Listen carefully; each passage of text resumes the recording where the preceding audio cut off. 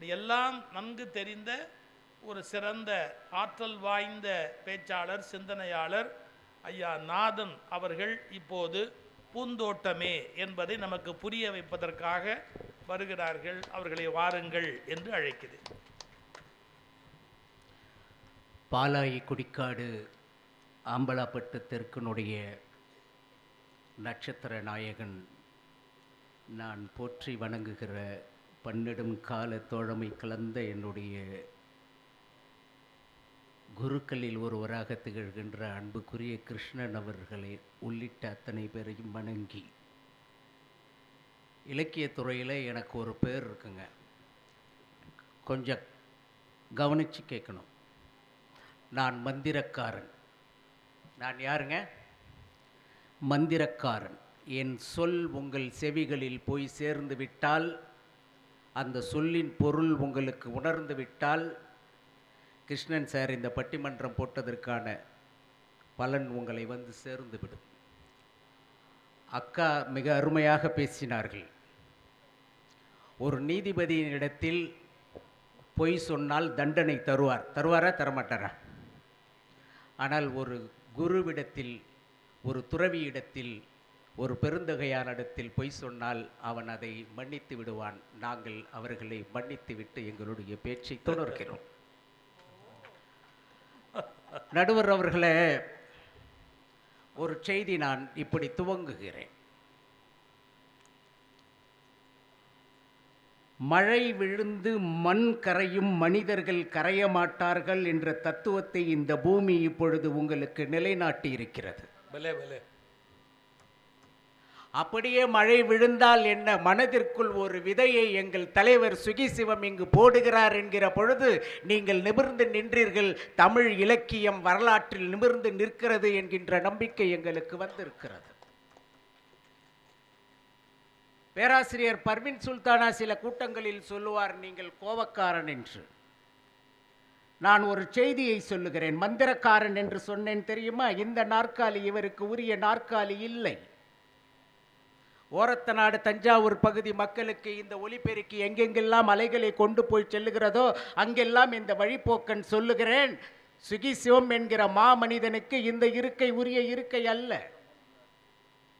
மாபெரும் சபையினில் நீர் நடந்தால் உமக்கு மாலைகள் விழ வேண்டும். ஒரு மாசு குறையாத மன்னன் இவர் என்று போற்றி புகழ வேண்டும். அத்தகைய சக்தி படைத்த மாபெரும் வழக்கறிஞர் இவர். நான் ஏன் இவரை வழக்கறிஞர் என்று இந்த இடத்திலே பதிவு செய்கிறேன் என்றால், அக்கா நான் அவரை தொட்டு பேசக்கூடாது என்று நினைத்தேன். சட்டம் குறித்து பேசியதால் நான் என்னுடைய தலைப்பை மாற்றுகிறேன். அந்த வழக்கறிஞர் உச்ச நீதிமன்றத்தினுடைய நீதிபதியாக இருந்து ஓய்வு பெறுகிற தருணத்திலே பலவிதமான தீர்ப்புகளை தந்திருப்பார். அந்த தீர்ப்புக்கு பெயர் என்னவாக இருக்கும் தெரியுமா? ஏற்றப்பட்ட சட்டங்களின் அடிப்படையில் வழங்கப்பட்ட தீர்ப்பு. enactment law and legislation gives the pronouncement. ஆனால் இன்னும் ஒரு தீர்ப்பு இருக்கிறது மக்களே, அது தர்ம சட்டம். இன்றைக்கு அது என்ன தர்ம சட்டம்? ஓரத்த நாடு பகுதியிலே வந்து ஒரு வழிபோக்கனாக நின்று கொண்டு ஐயா சுகிசிவம் அவர்களுடைய பட்டிமன்றத்தில் நகைச்சுவை மிளிரம் பேரறிவாளர் மோகனசுந்தரம் பேசுகிற மேடையிலே குறுக்கீடு செய்வதாக இவர் பேசுகிறாரே என்று நீங்கள் நினைப்பீர்களே. ஆனால் இதோ வழக்கறிஞர் ஒரு செய்தியை பதிவு செய்து விட்டு போகிறேன். ஏற்றப்பட்ட சட்டம் இருக்கிறது, அந்த சட்டத்திற்கு அளவுகோல் உண்டு. அக்கா சொன்னது போல குஜராத்திலே மதுவிலக்குக்கு சட்டம் இருக்கிறது. அங்கு மது குடித்தால் சிறை தண்டனை. பாண்டிச்சேரியிலே நீங்கள் மது குடிக்கலாம், நடைபாதையிலேயே படுத்து தூங்கலாம், அங்கு சட்டம் இல்லை. அப்படி என்றால் தர்ம சட்டம். இப்ப நம்ம ஊருக்கு வரோம் பாருங்க. தாத்தா சொத்து யாருக்குங்க? தாத்தா சொத்து யாருக்கு? தாத்தா சொத்து பேரனுக்கு என்பது சட்டம்ங்க, எழுதப்பட்ட சட்டம். இது யாருமே மாற்ற முடியாதுங்க. அவ்வளவுதான். வாழ்க்கை என்றால் போராட்டம்ங்க, இது யாருமே மாற்ற முடியாதுங்க. கொஞ்சம் கூர்ந்து கவனிங்க. வாழ்க்கை என்றால் போராட்டம், இது யாருமே மாற்ற முடியாது. எப்படி சொல்றேன்னு கேளுங்க. மகாபாரதம் ஏன் இன்று உலகம் முழுவதும் வியந்து பார்க்கப்படக்கூடிய இதிகாசமாக இருக்கிறது என்றால், தர்மன் விளையாடுவதற்காக போகிறான்.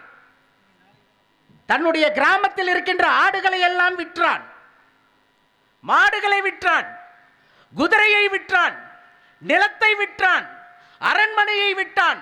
தேசம் முழுவதும் போனதற்கு பிறகு தன் தம்பிமார்களை விற்றான். தம்பிமார்களும் போனதற்கு பிறகு தன்னை விற்றான்.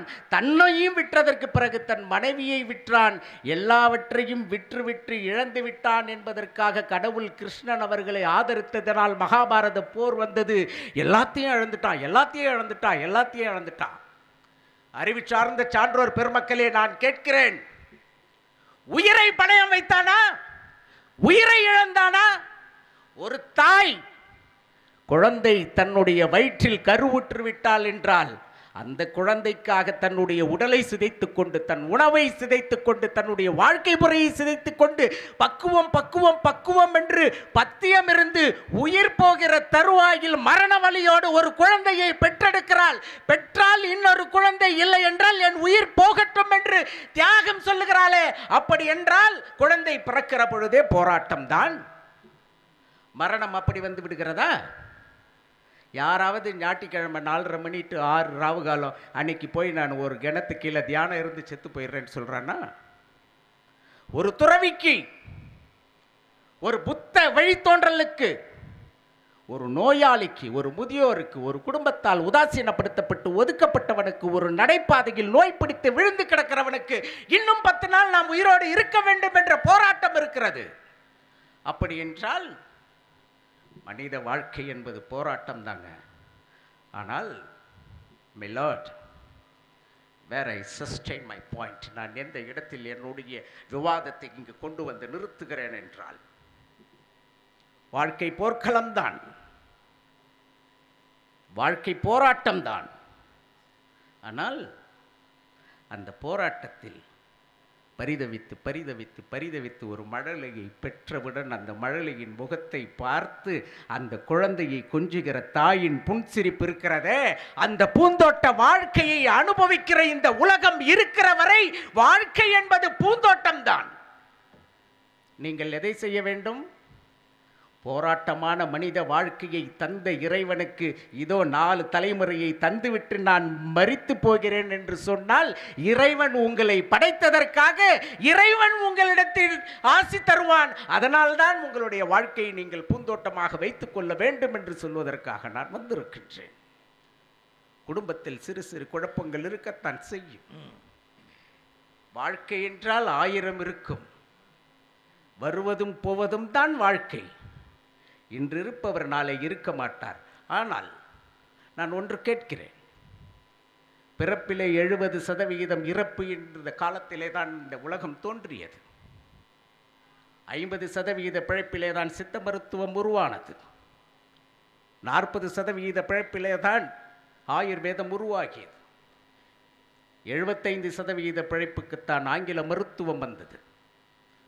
ஒவ்வொரு காலமாக மருத்துவம் வந்து மனித உயிர் வந்த பிறகு குழந்தைக்கு போதுமான உணவு கிடைக்காமல் பசியால் 40% குழந்தைகள் உயிரிழந்தது. பசியை போக்குற பசுமை புரட்சி வந்த பிறகு படிப்பறிவற்றவர்களாக 60% குழந்தைகள் ஆடு மாடுகள் மேய்த்து கொண்டிருந்தது. கல்வி நிலையங்கள் உருவான பிறகு 80% குழந்தைகள் பள்ளிக்கூடங்களுக்கு போனது. உணவு இல்லாமல், உடை இல்லாமல் அந்த குழந்தைகளுடைய கல்வி நின்றது. நான் ஒரு கிராமத்திலிருந்து பேசுகிறேன் என்பதால், ஒரு அரசு வழக்கறிஞராக இருந்து இந்த தேசத்தின் மீது அக்கறை கொண்டவனாக இருப்பதனால் சொல்லுகிறேன். வீட்டுக்கு போகிற பொழுது உறக்கம் வராத பொழுதுகளில் இந்த வழிப்போக்கன் சொன்ன செய்திகள் உங்கள் கவனத்துக்கு வருமேயானால், வாழ்க்கை எவ்வளவு பெரிய மந்திர சாவியை நம் கையில் கொடுத்திருக்கிறது, நாம் எப்படிப்பட்ட பூந்தோட்டத்தில் வாழ்ந்து கொண்டிருக்கிறோம் என்பதை நீங்கள் நினைத்து பார்ப்பீர்கள். அருமை தாய்மார்களே, பெரியோர்களே, இன்றைக்கு குழந்தைகளுக்கு கல்வி கிடைக்கிறது, காலை உணவு கிடைக்கிறது, பகல் உணவு கிடைக்கிறது, இலவசமான காலணி கிடைக்கிறது, இலவசமான உடை கிடைக்கிறது, இலவசமாக அந்த குழந்தைக்கு தேவையான பாட புத்தகங்கள் கொடுக்கப்படுகிறது. அந்த குழந்தை நடுநிலைக்கு வருகிற பொழுது அந்த குழந்தைக்கு சைக்கிள் தரப்படுகிறது. அந்த குழந்தை மேல்நிலைக்கு வருகிற பொழுது அந்த குழந்தைக்கு கணினி தரப்படுகிறது. அந்த குழந்தை முதல் முறையாக அந்த குடும்பத்து பட்டதாரியாக வந்தால் மாதம் 1000 ரூபாய் தரப்படுகிறது. அந்த குழந்தையினுடைய வாழ்க்கையை பூந்தோட்டமாக வளர்த்து தருவதற்கான ஒரு அரசு நம்மால் உருவாக்கப்பட்டிருக்கிறது என்றால் அது போராட்ட களத்திலிருந்து வந்தாலும் அதுதான் பூந்தோட்டம் என்கின்ற செய்தியை நீங்கள் உணர வேண்டும் என்பதற்காக நான் உங்களுக்கு சொல்லுகிறேன். நண்பர்களை இப்படி யோசித்து பாருங்கள். வெறும் தங்கம் எதுக்குமே பயன்படாதுங்க. தங்கம் தங்கன்னு பொண்டாட்டிய புருஷன் கொஞ்சினானா பொய் சொல்றான்னு அர்த்தம். கொஞ்சமாச்சு தங்கத்தோடு செம்பு கலந்தால்தான் நகையாக உருவாகும். வாழ்க்கையில் கொஞ்சமாவது போராட்டம் இல்லை என்றால் வாழ்க்கை பயன்படவே பயன்படாது. உங்களுக்கு ஒரு எளிய தத்துவம் சொல்லுகிறேன். நம்முடைய உடம்பில் வெள்ளை அணுக்களும் சிகப்பு அணுக்களும் சண்டை போட்டுக்கொண்டே இருந்தால் நாம் ஆரோக்கியமாக இருக்கிறோம் என்று அர்த்தம். ஏதாவது ஒரு அணு வேலை செய்வதை நிறுத்திவிட்டால் செத்து போய்விட்டோம் என்று அர்த்தம். செத்து போய்விட்டவர்களுக்காக நான் பேச வரவில்லை. வாழ்க்கை பூந்தோட்டமாக இருக்கிறது என்பதற்காக நான் பேச வருகிறேன். ஓஷோ அவர்கள் மிக தீவிரமாக வாழ்க்கையை குறித்த ஒரு பாடத்தை எடுத்துக்கொண்டு வருகிற பொழுது இடையில் எதையோ ஒரு பொருளை கண்ணுற்று பார்த்துவிட்டு நிற்கிறார். பிறகு ஓஷோ இப்படி சொல்லுகிறார். 49 வருட காலம் வெறும் புத்தகத்தை ஒரு போதி மரமாக ஏற்று படித்தவன் உங்களுக்கு தாரை வார்த்து தருகின்ற அட்சய பாத்திரத்தை கையிலே கொண்டு போங்கள். 300-400 புத்தகங்களை சுருக்கி நான் ஒரு மணி நேர உரை நிகழ்த்த வேண்டும் என்று வந்தேன். இதோ 2 வரிகளிலே ஒரு செய்தியை சொல்லிவிட்டு போகிறேன். தூரத்தில் பார்க்கிறேன், அழகான செருப்பு ஒன்று இருக்கிறது. மிக அழகாக இருக்கிறது. தங்க நிறத்திலே பட்டை அணிந்ததாக இருக்கிறது. என் காலுக்கு பொருத்தமாக இருக்கிறது. ஏக்கமாக இருக்கிற பொழுது என் மனது முள்ளில் குத்தியதைப் போல துடிக்கிறது. இதன் இன்னொரு ஜோடி அருந்து போனதால் இதை தூக்கி போட்டிருக்கிறார்கள் என்று எனக்கு வாழ்க்கை சொல்லுகிறது.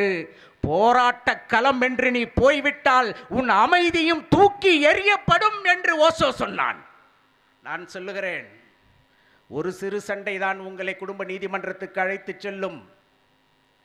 ஒரு சிறு தவறுதான் உங்களை சிவில் நீதிமன்றத்துக்கு அழைத்து செல்லும்.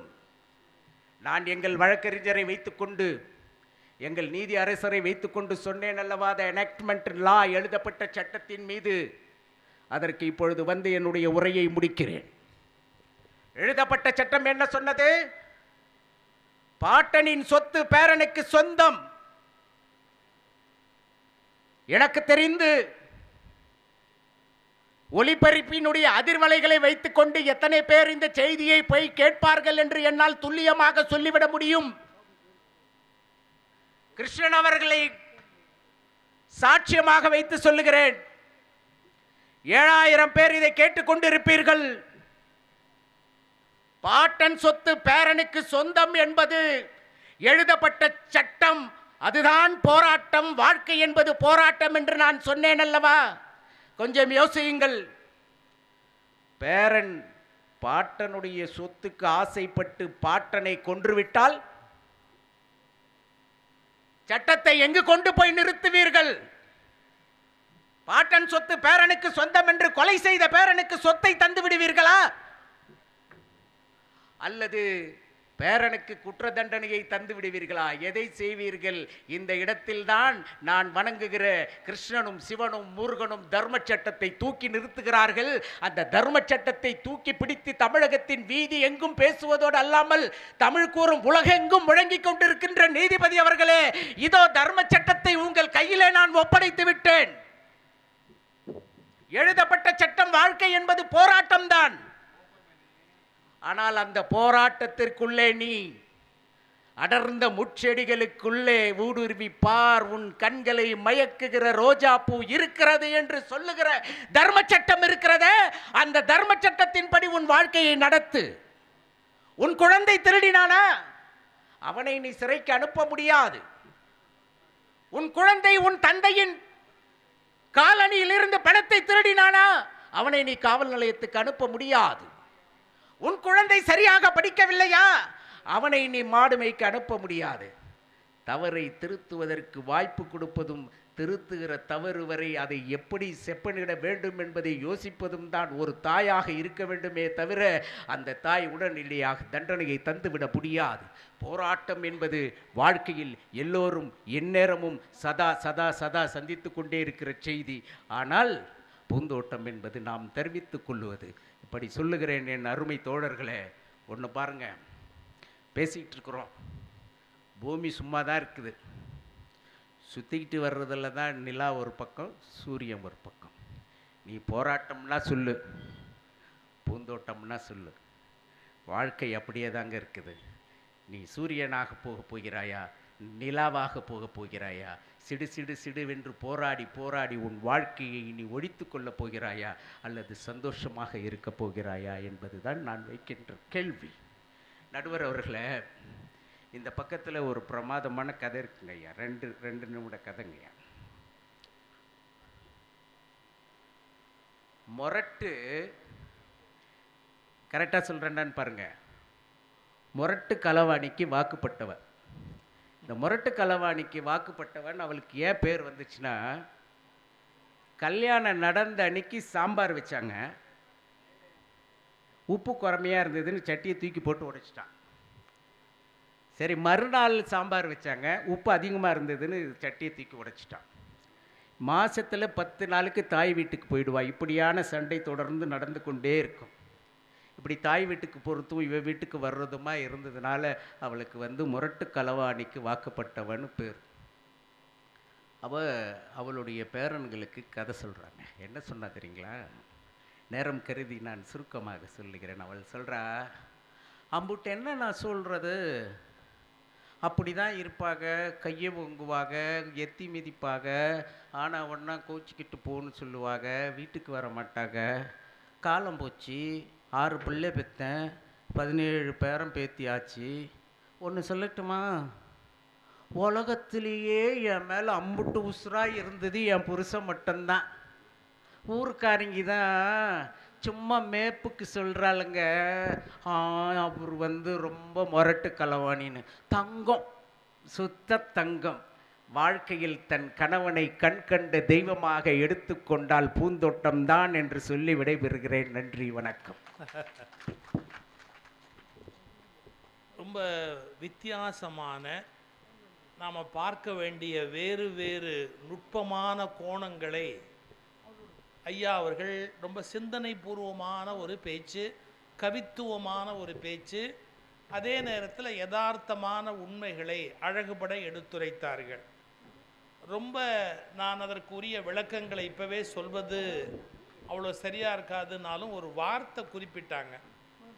எழுதப்படாத சட்டம் அப்படின்னு ஒன்று இருந்தால் கூட அந்த சட்டம் தர்மத்துக்கு முன்னால் வருகிற போது சட்டம் வாய்மூடி நின்றுடும்.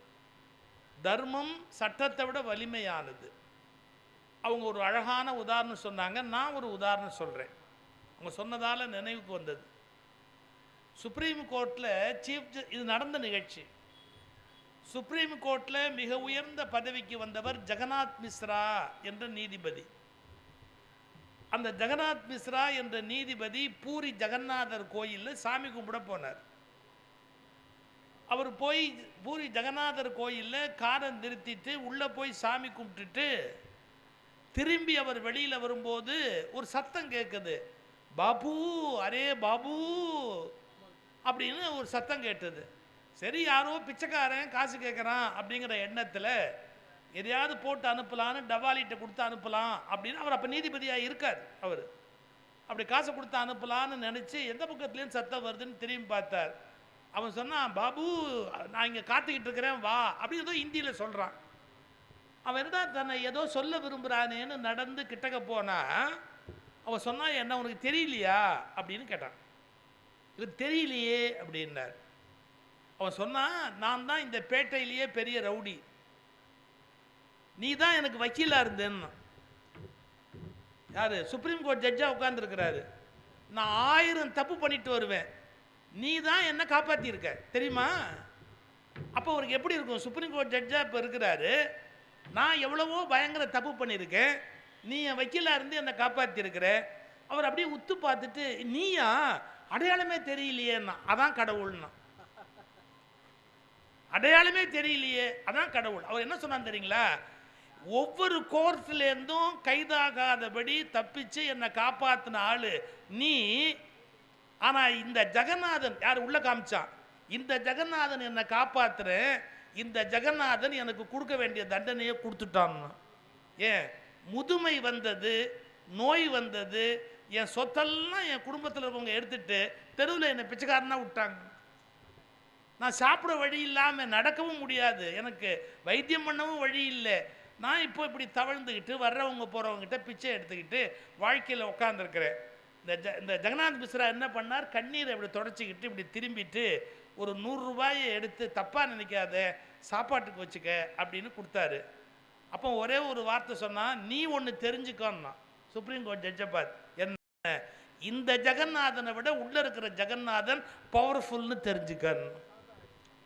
இந்த ஜெகநாதனை விட உள்ளே இருக்கிற ஜெகநாதன் ரொம்ப பவர்ஃபுல், தெரிஞ்சுக்க அப்படின்னு. இதை யார் சொன்னா தெரியுங்களா? ஜெகநாத் மிஸ்ரா தான் விடைபெறுகிற போது சொல்றார் இந்த விஷயத்தை. நான் பெரிய நீதிபதி, நான் சொன்னா அது தீர்ப்பு அப்படின்னு நான் நினச்சிக்கிட்டு இருந்தேன். எனக்கு பொறி தட்டுறதுக்கு ஒரு உண்மை இருந்தது. நான் வழக்கறிஞராக இருந்து யாரை காப்பாற்றினேனோ அவனை கடவுள் தண்டித்திருக்கிறார் என்பதை நான் புரிந்து கொண்டேன். அதன் பிறகு நீதிபதி என்ற அகங்காரமே என் மனதிலிருந்து போய்விட்டது அப்படின்னு. இது எதுக்கு சொல்கிறேன்? சட்டம் ஒரு விஷயத்தை சொன்னால் கூட சட்டத்துக்கு மேல் தர்மம் தன்னுடைய உத்தரவையும் முத்திரையையும் பதிக்கக்கூடிய வலிமையுடைய, அதை ரொம்ப அழகாக நம்முடைய நெஞ்சத்தில் வந்து தொடும்படியாக சொன்னேன். இன்னொரு செய்தி சொன்னால் நான் ரொம்ப ஆச்சரியப்பட்டு போனேன். இந்த ஒலி அலை மூலமாக எத்தனை பேர் கேட்பீங்கன்னு என்னால் சொல்ல முடியும்னார். அது ஒரு உள்ளுணர்வு. 1000 பேர் இங்கே கேட்டுக்கிட்டு இருக்கிறீங்க, உங்கள் மனசில் இதை கொண்டு போங்க அப்படின்னு சொன்னார். நீங்கள் பொதுவாக பட்டிமண்டபம்னு சொன்னால் நகைச்சுவையாக பேசுவது வழக்கம். அதில் சீரியஸாக பேசுகிறதுக்கு ஒரு தைரியம் வேணும். ஆனால் அவர் சீரியஸாக பேசுறது மட்டுமல்ல, பேசி தன்னை நிலைநிறுத்தி கொண்டது உண்மையிலேயே ஒரு வாழ்த்துக்குரிய, பாராட்டுக்குரிய செய்தி. ரொம்ப அருமையான அந்த அந்த அந்த அந்த அழகாக அதை கொண்டு போய் அப்படி முத்தாய்ப்பாக வைத்தார்கள். அவர்களுக்கு என்னுடைய வாழ்த்துக்களை மனப்பூர்வமாக தெரிவித்துக் கொள்கிறேன். அதுக்காக பட்டிமன்றத்தில் எப்போவுமே சீரியஸாக இருக்க முடியுமா? சந்தோஷமாக இருக்கணும். அப்படி சந்தோஷமாக இருக்கணும்னா யாரை கூப்பிடுறது? இன்றைக்கி தமிழ்நாடே சந்தோஷமாக இருக்குதுன்னா, உலகத்தில் பல பேர் சந்தோஷமாக இருக்கிறாங்கன்னா அதுக்கு ஒரு காரணம் யாருன்னா எங்கள் அருமை சகோதரர், நகைச்சுவை நயகரா, அருமை தம்பி மோகன சுந்தரம் அவர்கள். உங்களுக்கு தெரியுமா, ஆனந்த விகடனில் சிறந்த நகைச்சுவை நடிகர்களை தேர்ந்தெடுக்கிறதுக்கு அதில் அவர் பேர், நகைச்சுவை நடிகர்கள் சிறந்த யார் யார் பெரிய பெரிய சினிமா நடிகர்களோட அவர் வந்து தேர்ந்தெடுக்கிற ஒரு இடத்துல வச்சுருக்கிறாங்க. அப்போ என்ன நினைக்கிறாங்க, அவரால் அவ்வளவு பேர் மகிழ்ச்சியாக இருக்கிறாங்க இன்னைக்கு.